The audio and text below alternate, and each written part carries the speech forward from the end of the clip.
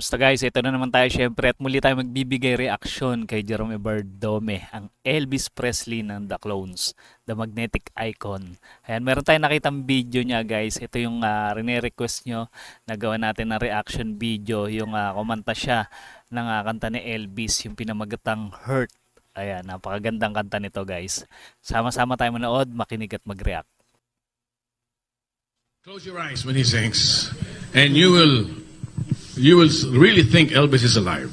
Jerome Everdome. Thank you very much. Sa RJC All right. to guys. Bago pa yung kanyang concert. I'm so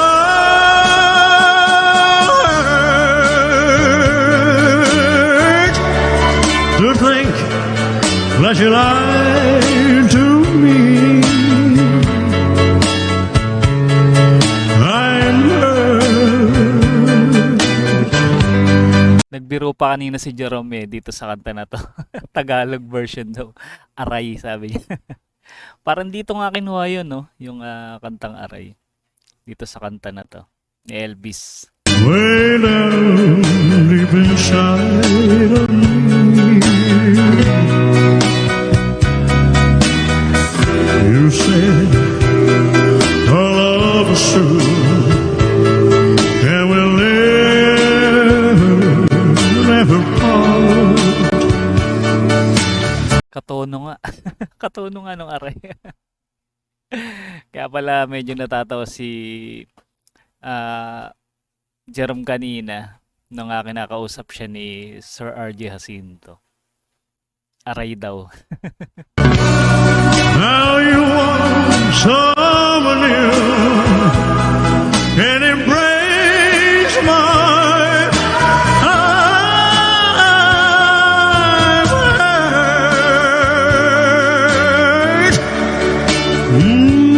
Ang hirap ng birit ni Jerome dito, no? Parang yung birit niya, akala mo yung sasabit. Pero hindi, talagang naitatawid niya. Much more than you ever know. Yes, darling, I'm so hurt Elvis na Elvis, ano? because I still love you so. But even though you hurt me, and like nobody else could ever do.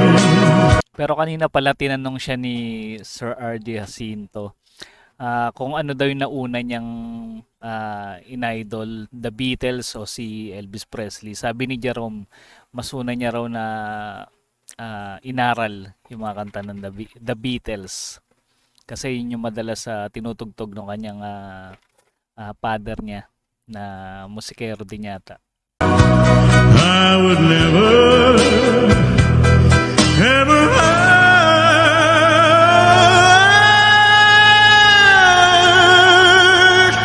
you. Taas ng boses. Birit kung birit si ano dito. Jerome. Love you, love.